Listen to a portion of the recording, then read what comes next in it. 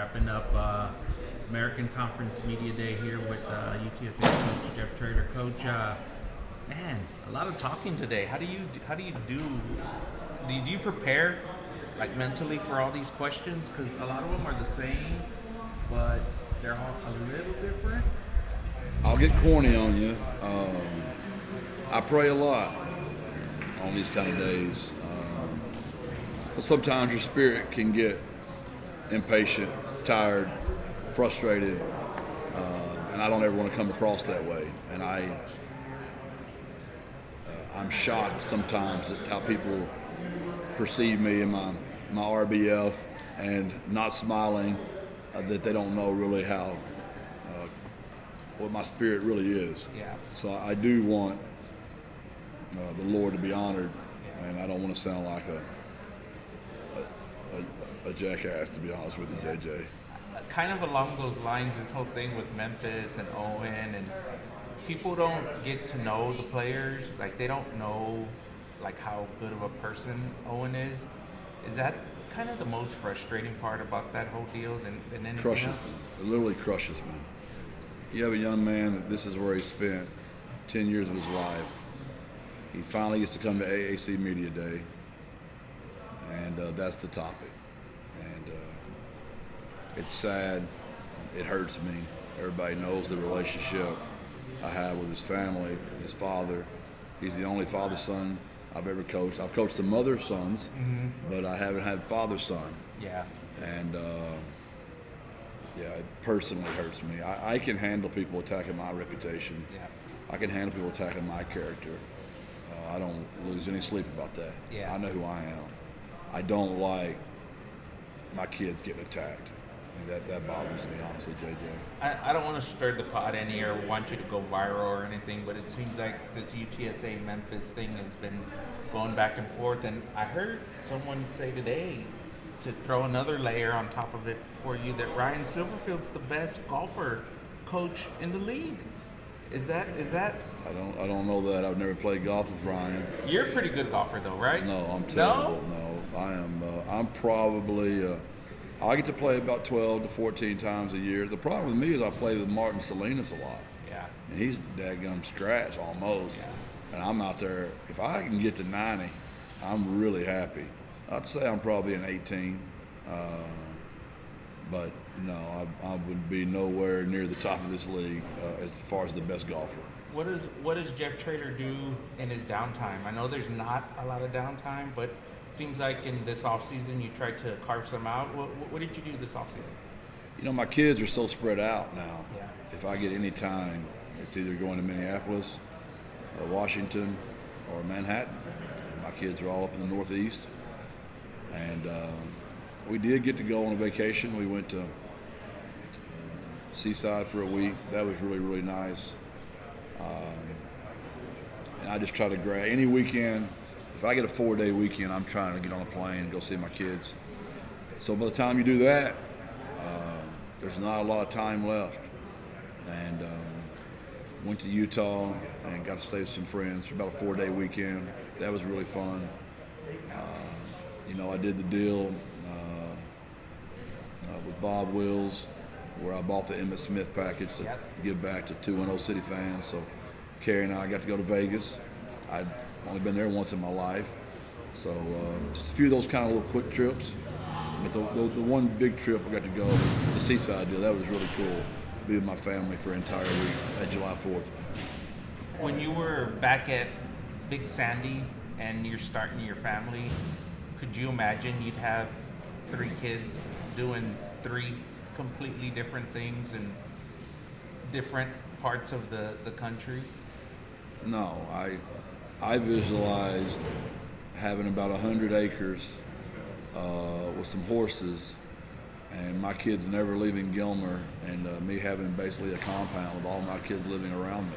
That's what I visualized. But if you ever, what's the joke? You try telling the Lord what your plans are, and I'll see how that turned out. Minneapolis, Manhattan, and Washington. That's a long ways from a compound in Gilmer, Texas, on a 100-acre ranch. You also became a grandfather last year. Yeah. What's that been like for you and your wife? It's surreal. It was nice when he was in New Orleans because the flight was so quick.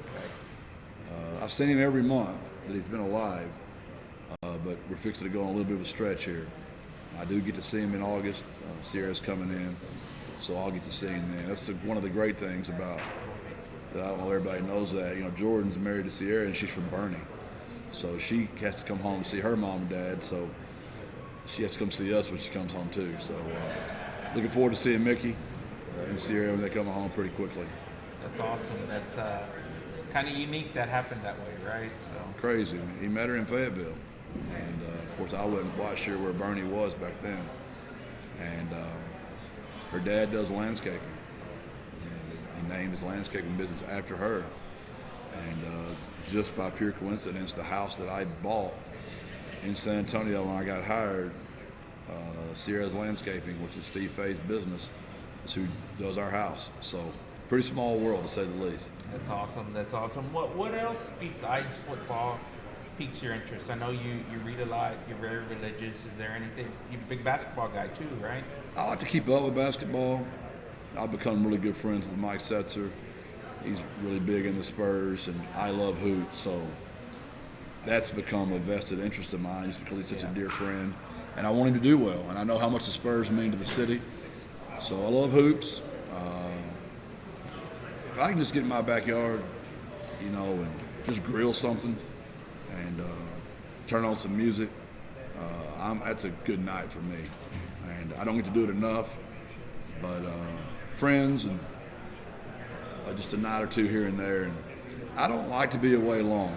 I Thursday night to Sunday's plenty to me. I'm ready to get back to work on Monday. I do need a few Thursdays to Sundays. I'm chomping at the bits any more than that. Yeah. I know you spend a lot of time at the facility with your staff. You kept most of them together. How key was that for you? It's huge, you know. That continuity is something we worked hard on.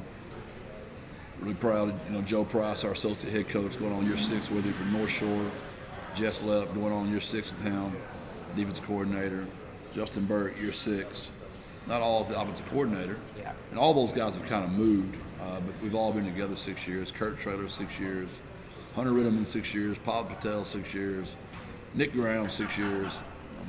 Ryan Philo, 6 years. There's Andrew Acosta, 6 years. There's a lot of names in that building. We picked up some really good pieces along the way. Zach Brown, 6 years, special teams coordinator. And I'm really proud of those guys. Tim Yoder, 6 years. Peter Gray, 6 years, played for me. I mean, we can rattle off a lot of guys that have been with us the entire time. They know me and I know them. And it's been a real blessing. Sometimes when you promote from within, you get a little heat from the outside because maybe you don't look. And you do look, and you hired a running backs coach from outside recently. But why? That wasn't why. Yeah, now, what's a little different, some of our guys that want to come work for us, I've known them, and they're like Tommy Robinson, coached, I think, 5 or 6 Hall of Fame players. I've worked with him. I've known him. Tim Yoder deserved the job. Tim Yoder worked hard for that job. But Tommy's what we needed at the time. So it's not like everybody just gets to move up. I do talk to other people, but I'm going to try to stay loyal to my guys in the building. Do you think that's why so many of them have stayed with you? There's no Because doubt. I know people have called about your coordinators, right? There's no doubt. Joe Price turns down a job every year. Nick Graham turns down a job every year. Jess Lepp turns down a job every year. I'm loyal to my guys. They got to earn it. It's not blind loyalty. They've got to earn it. And everybody wanted them all fired last year, and at the end of the year, everybody wanted them to get raises. So, I mean, you got to be careful listening to fans. And I'm in the building. I know. I wanted to ask you about your recruiting staff. You added a few people over the last few years. How's that working out, and what's the outlook for trying to get more? I know it's always resources and balances, but how's that group done? Well, Jenna Learn does the work of 20 people. She doesn't have any help. All of her help are interns, and she's unbelievable. She can't keep working at this level without some more help. It's something we're going to have to address. You know, our director of player personnel, Parker Cundiff, he doesn't have any help. Now I'm grateful I have him. We used to not even have that, but you know, he does the work of 20 people. Paul, our nutritionist. I mean, those three positions were key positions. Chris, our graphic designer, just does a wonderful job. Him and Allie over there, and Josh. But there's just you're paying the players now too, and there's only so much money. So we need to get Jenna some help. We need to get Parker some help. We need to get Paul some help. And but there's only so much money, and we got to pay our players too. So I appreciate them, and I know they're overworked, but they've made a huge difference for our program. So Jenna and Parker, if you're watching, appreciate you. You report for camp next week. Tell me what a normal Jeff Traylor camp day looks like. What time do you get up? What time are you at the facility? I don't think a lot of people know you go in early to try and prepare.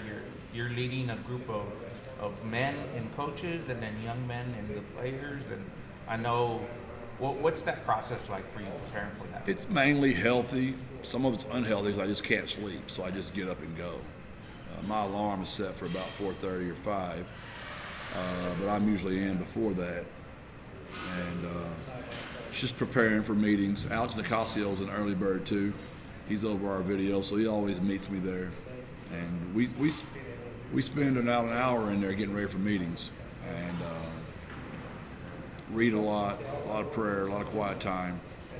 And yeah, it's a blur. Well, this was a good analogy. This situation with Owen in Memphis. That's almost every day. There's something like that every day. And it just takes so much of your time away from the things you really want to be doing. And it's just kind of a wake-up call for me that it's here. And it's also a reminder for me when I get on the plane to mute everybody. Sorry, JJ, you're going on mute. Because I don't want to know what y'all are saying. Yeah. I don't want to know. I don't want to make a decision because Jave's upset, or Darian's upset, or you're upset, or San Antonio Express News is upset, Don Harris is upset, Vinny's upset. I don't want to know. And I like all you guys. I really do. I just don't want to make a decision based on that. I try to teach Dr. Compost how to mute people so she could quit listening to some of that stuff. And hopefully she'll take my advice. But it's not that I'm ever going to unfollow anybody. I just don't want to know. So you don't pay attention to any social media during the season? Zero. Oh, that's interesting. Now, Mike Gilio, if y'all are just getting absolutely crazy, he'll walk in the office and go, hey, these people are getting really mad over this. And I'll tell Mike to shut up and get out of my office. That's about it. I wanted to ask you about Mike, especially with the role of the rev share now, and I mean he's general manager of your program. I mean, just an invaluable guy to Yeah, I can't make it without him and Andrew. I mean, those two people they're invaluable. Like to your point, Mike handles more of the money and the budgeting and getting the players paid. Sorry. Yeah. And Andrew does more of making sure their cost of attendance check, their scholarship checks all accurate, their dorms, where they live. So those two guys handle my players. So there's nobody more important than the guys that handle my players. So Mike Gilio and Andrew Acosta are they're co-MVP in our buildings. What's the next big thing for college football? Is it going to be? Someone mentioned something about, I know you guys are off to a hot start on your recruiting class. Are we? Yeah. I thought we were dead last at some point. Someone else said they're first in high school, and is it retention? Nobody tracks retention. Yeah, right? I don't think we have a real fair way yet to evaluate what really recruiting is. Shouldn't we get some points? How do we not get points for keeping our roster all the time? That should, to your point, retention credit. I don't know. I think the biggest deal right now is to see what Deloitte's role is going to be and what can they enforce. Yeah. Is it just going to stay the Wild Wild West, or is there going to be a salary cap? Yeah. And I think that's going to be the next deal to keep your eye on. What does that look like? Yep. One last question for you before we wrap it up.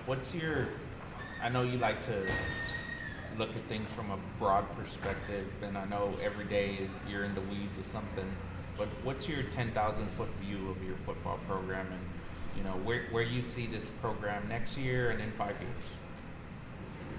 Yeah, I think we got to stay really focused.